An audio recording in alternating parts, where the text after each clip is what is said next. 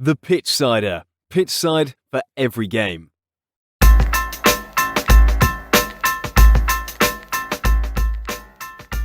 Hello and welcome to the Pitchsider Podcast. Coming up this week, we have news stories from Italy and the Premier League. We have Champions League fixtures, Premier League fixtures, Copa Libertadores, and the World Cup Groups C and D reviews from the Pitchsider.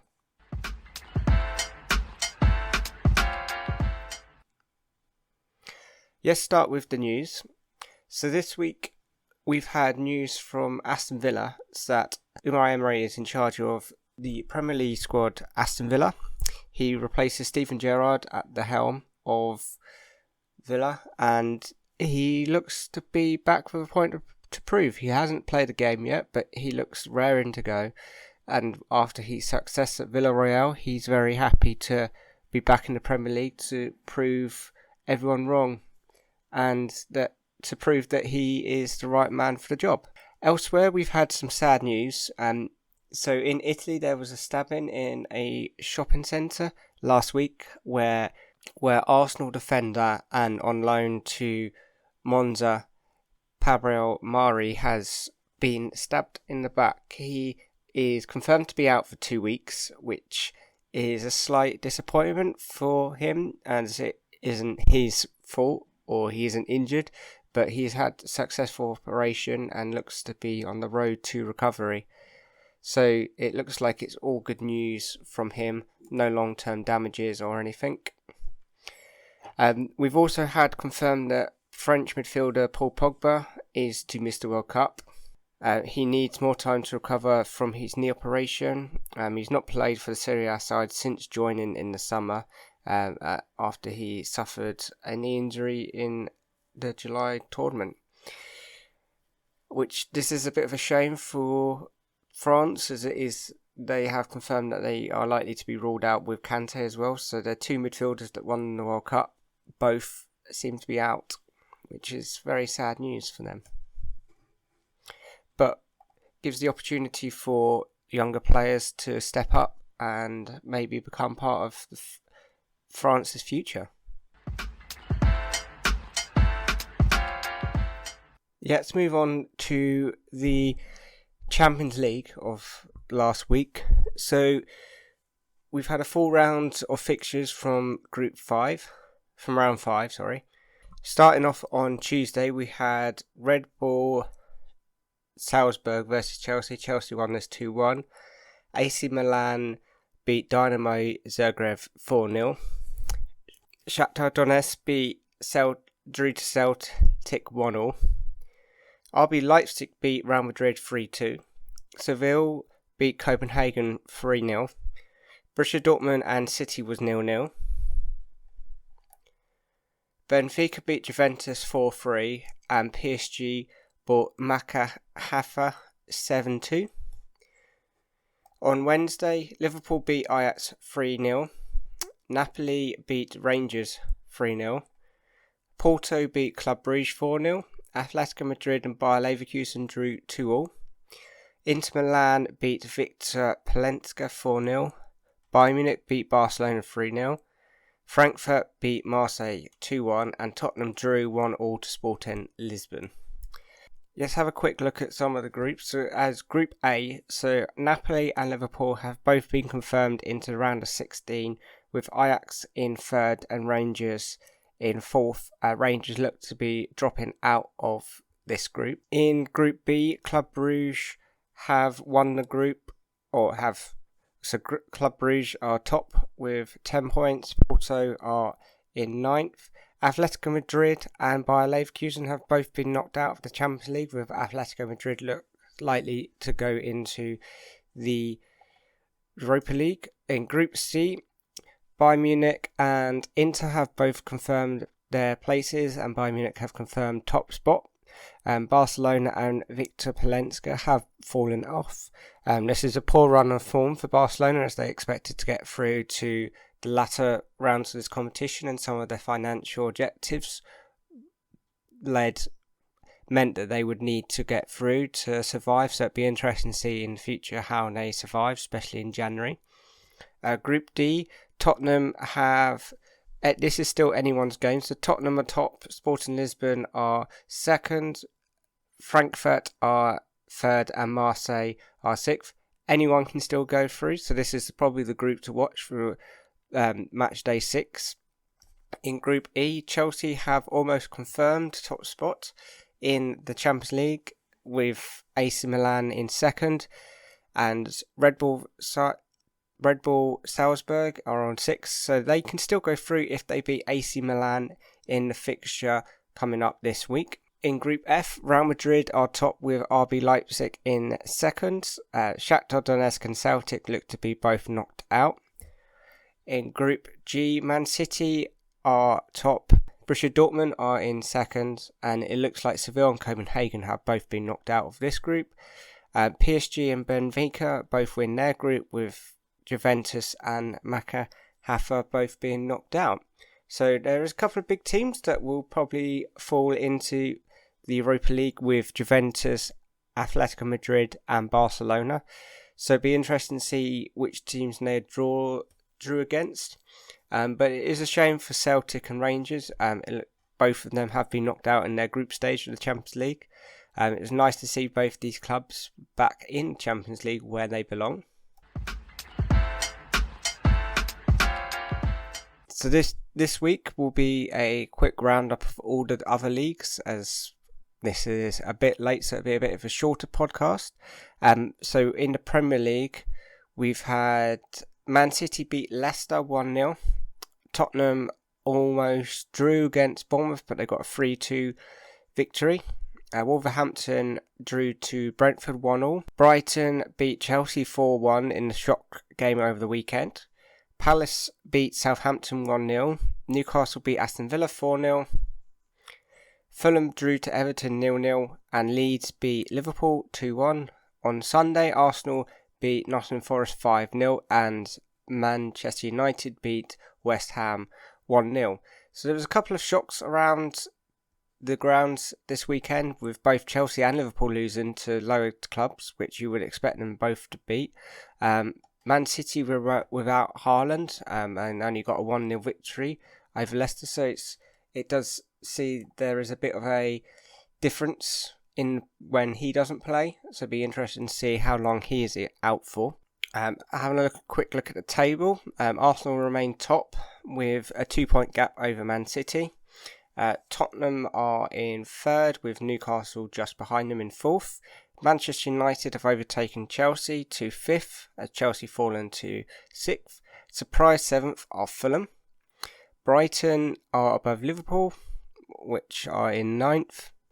At the bottom of the table, Nottingham Forest remain there. Wolverhampton are 19th, only 1 point above Nottingham Forest, and Leicester also remain down there. So it'd be interesting to see whether a new Wolves manager can be found to push them on, and whether Brendan Rodgers will stay at Leicester for much longer, or whether they can start picking up some better form from where they left off previously. It's a very interesting time in the Premier League with Arsenal. They're the only team, no team has lost a Premier League when they've played 12 and got 31 points. So it's going to be interesting to see whether Arsenal are the ones to break this record and lose, or whether they're a team that will carry on this tradition, or can Man City catch them up. It's still anyone's to play for, only 12 games, 13 games have been played across each team, so we're not even halfway yet, so it'd be interesting to see the table at the end of the season. But again, it's still anyone's game. You would rule out Liverpool being down in 9th, a full 15 points off the league, but weirder things have happened in the Premier League. So around Europe, in La Liga, Real Madrid still top the table with 32 points, and Barcelona are in second with 1 point behind them. There then is a big gap between Barcelona and Atletico Madrid, which are in third.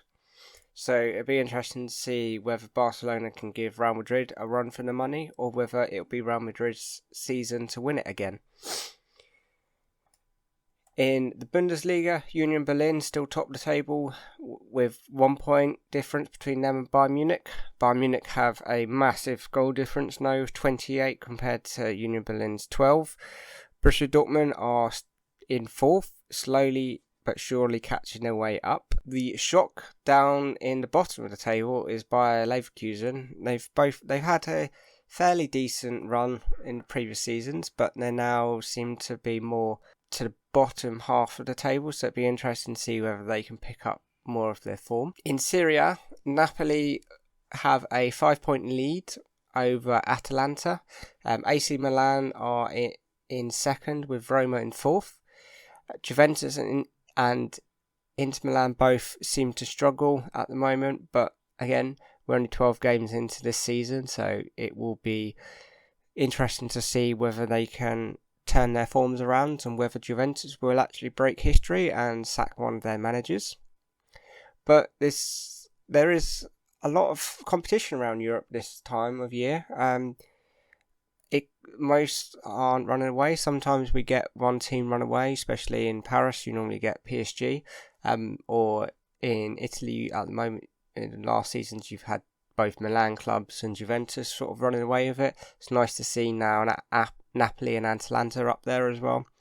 So it'll be interesting to see how well it will go on, and it'd be interesting to see whether both clubs can do well or not do well. The last fixture I'd like to talk about this weekend is the Copa Libertadores final. This is the South American version of the Champions League. This was between Flamengo versus Atletico Parnasse. Sorry for the pronunciation. Flamengo beat them to a 1-0 victory, scored in the 45th minute. Making Flamengo the winners in Ecuador, and Flamengo. This is Flamengo's third Copa Libertadores, so their previous victories coming in 1981 and 2009. This will mean that they will go on to the World Cup for FIFA's Club World Cup, where they will face Real Madrid to see whether they are the winners overall. The current holders of that competition is obviously Chelsea. They have a lot of Flamengo have a lot of players that most people will probably recognise. They've got David Luiz, former Arsenal, PSG and Chelsea defender. And they've got Felipe Luis from Atletico Madrid and formerly of Chelsea. They've also got the likes of Vidal. They've probably got one of the better teams around. So congratulations to them, and commiserations to Atletico. But this is definitely one of the better games to watch in South America. Flamengo are a very good side to watch, so if you haven't watched it, go and watch the highlights. It was a very good, entertaining game, and it's always good to watch the cup final. But that leaves us to pick the Pitchsider's Player of the Week. So this week, I believe I'm probably going to give it to Trossard from Brighton. He had a very good game against Chelsea, and he seems to be a very good man in form. He's won it already this season for Trossard, and whether he'll get a big money move from Brighton will be time to tell. But it'll be interesting, and it'd be one of the best players to watch so far. So hope you enjoy watching him. And that just leaves us one more thing to go through, and this is the World Cup Groups C and D. So the Group C is made up of Argentina, Mexico, Poland and Saudi Arabia. There will be articles both on Group C and D to come out this week, but let's start having a look at this. So if we look at Argentina, they're probably by far one of the favourites to go and win Group C during the 2022 World Cup. This is probably the last time we will see Messi at a World Cup. So it'd be interesting to see whether he can push Argentina all the way to the final. Argentina have a very good team, and they now lack a few players that they didn't have in, like Aguero. But they've now got more of a well-rounded team, so they look to be actually stronger and better to be able to compete in club football. And this success has already been shown in the Copa America, as they are the current champions. They're definitely favourites to top the group, and the Pitchsider's view is that they will. And they will progress to, I believe, at least to the semi-finals, where they're likely to play Brazil, so that'd be a very interesting game to see. But I think they will probably get knocked out in the semi-finals, so they're definitely a team that's going to go far. Next team in this group is Mexico. Mexico have a good squad. They're not anywhere compared to Argentina, but they have the likes of Edison Alvaro and Raul Jimenez from Wolves. They will be definitely fighting Poland for second place in this group, and they've got a very good chance to make it through. They can both these players can go and make their country proud, and see how far Mexico can go in this competition. I believe that we predict they will come second in the group. They will edge Poland out, but the big game will be Poland versus Mexico in the group to decide second. I think that game will decide who gets it. Moving on to Poland, they are, of course, the team with Lewandowski. He is top striker. He's now at Barcelona from Bayern Munich. He's one of the best scoring records in Europe. He's definitely a player that they will hope that will bring goals and push them further on in this competition. However, they do struggle in big competitions, but getting through this year's qualifiers shows that they are a team without Lewandowski. So if he does get injured or is not available or is too tired to play, they can still win games. So I do think they will lose out, because I think Mexico will probably beat them. But it'll be interesting to see whether I am wrong and whether they can progress. But I think they will finish third in this group. And as we talked about last week with Iran, the final team in this group is Saudi Arabia.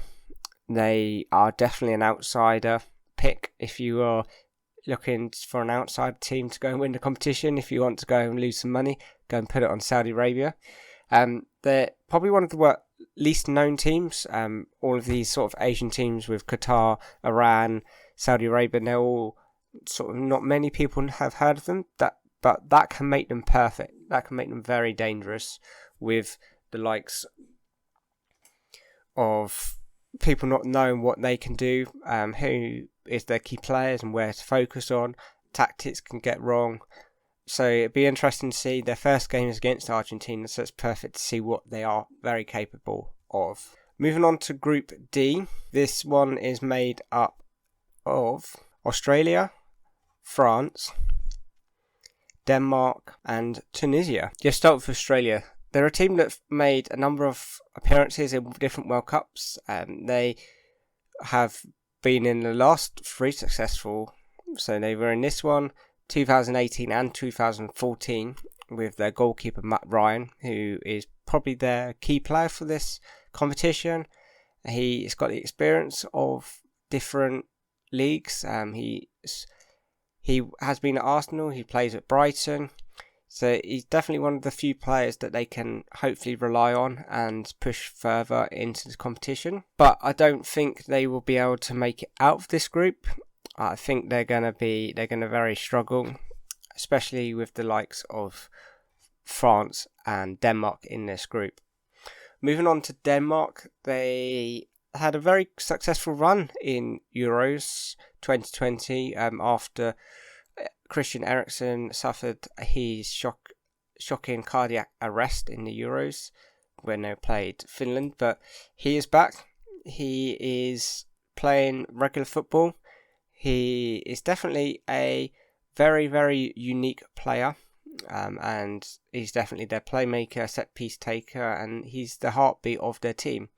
They also do have Højbjerg from Tottenham. He is in very good form, so Denmark are definitely a team to watch out for, especially with these two players. And yeah, if they can hit their stride, they're definitely going to be able to at least finish second in this group. They're likely to win against Tunisia and Australia, but France will be a very, very tough game. But I believe France did lose to Switzerland. They did move into the further competitions during Euros. So France, obviously, their key man is Mbappe. They have probably the best squad, if they don't, they have one of the best squads in this competition. So it's definitely going to be one that most people want to watch, especially with the likes of Mbappe and Benzema up front. They're going to be scoring a lot of goals. The only thing is their manager, he likes to play a bit of more sort of defensive, so he might not give the freedom to Mbappe and Benzema to go and score, but Benzema is currently the Ballon d'Or holder, so it's going to be interesting to see how far France can progress. I think they will get to at least the final. I won't let on who I think will be in their final at the moment, but I believe they probably won't win this competition, but they'll go very far, get to the final, and lose to them. But yeah, they are the current holders of this competition, so it'd be interesting to see how many people watch. But it's been confirmed, what I mentioned at the beginning of the podcast, Pogba has been confirmed to be out of the World Cup, and so is Kante, so they will need a slight tweak in their sort of play style to play different players in midfield. But they do have world-class midfielders who played for Real Madrid already. The final team in this group is Tunisia.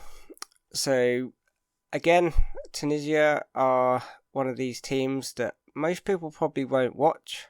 They're on their fourth coach since 2018's World Cup. So, it's going to be an interesting one.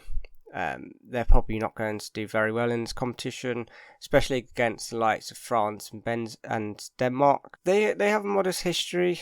They've been in a number of tournaments this year, so they've qualified in the last couple of.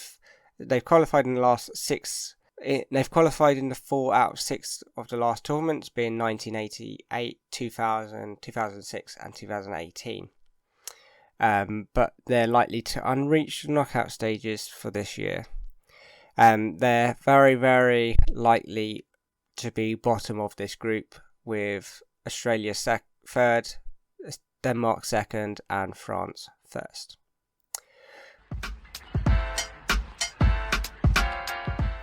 Well, sorry that was a bit shorter of a podcast and not as in-depth as we have been previously. It's kind of a roundup and the World Cup.